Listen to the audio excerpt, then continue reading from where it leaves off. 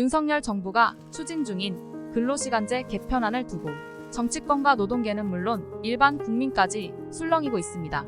윤석열 대통령도 이를 인식했는지 16일 일본 방문을 위해 떠나기 전 연장 근로를 하더라도 주 60시간 이상 근무는 무리라며 상한캡 보완을 지시했는데요. 진통이 끊이질 않고 있는 근로시간제 개편안에 대해 자세히 짚어드리겠습니다.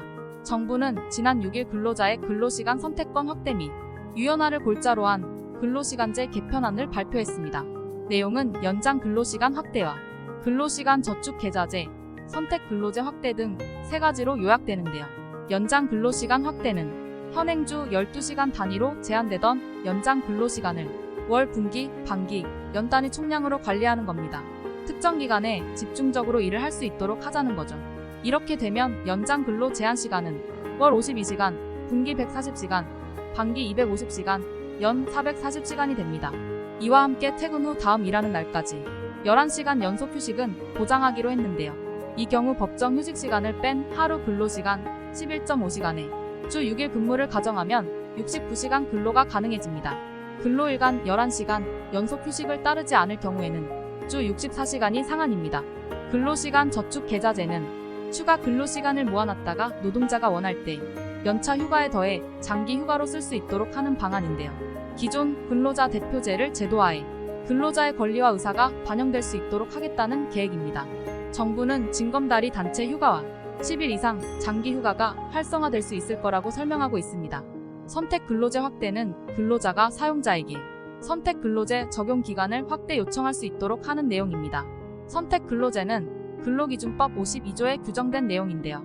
법은 1개월의 정상 기간 내 일주일 평균 52시간을 초과하지 않은 범위에서 근로자가 근무 시간을 자유롭게 조정할 수 있도록 하고 있습니다. 이 선택 근로 허용 기간을 3개월, 연구개발 업무는 6개월로 확대하자는 겁니다. 노동계는 장시간 근로를 부추기는 계약이라며 거세게 반발했습니다. 전문가들도 시기상조라는 입장인데요. 우선 관련 제도가 완비되지 않은 상황이기 때문에 총량 감축 없이 원안대로 근로시간제를 개편하면 순수 근로시간만 늘어날 거란 우려가 제기됩니다.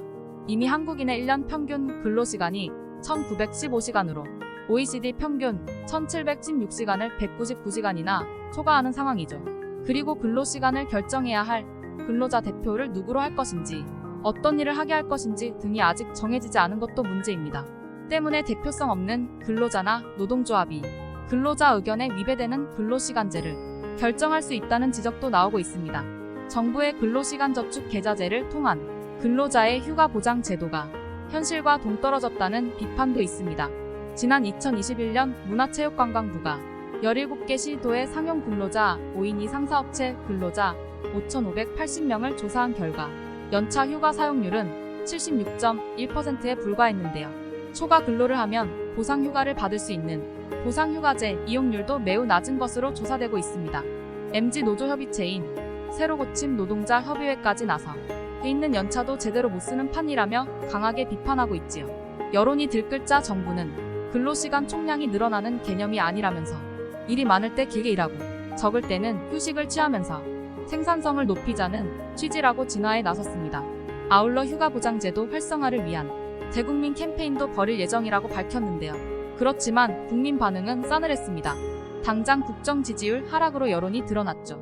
토마토그룹 여론조사 애플리케이션 서치통이 국민을 대상으로 지난 7일부터 9일까지 온라인 여론조사를 진행한 결과 응답자의 64.3%가 근로시간 개편에 반대한다고 밝혔습니다.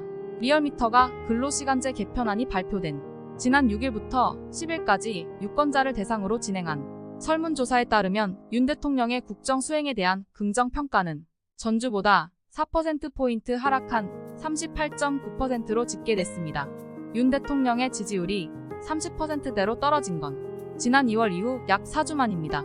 저항이 거세자 국민의힘 성일종 정책위의장은 분명한 것은 노사 간의 합의가 안 되면 이 제도를 운영할 수 없다는 것이라고 선을 긋기도 했습니다. 대통령실도 여론을 듣겠다면서 한 발 물러섰습니다. 개편안 발표 일주일 만인 지난 15일 주무부처인 고용노동부의 보완 검토를 지시했는데요. 윤 대통령도 17일 방일 전 직접 나서 대연장 근로를 하더라도 주 60시간 이상은 무리라는 인식을 가지고 있다고 말했습니다. 결국 제기된 윤 대통령의 재검토 발언이 주 69시간 백지화되지 아니냐는 관측도 나옵니다.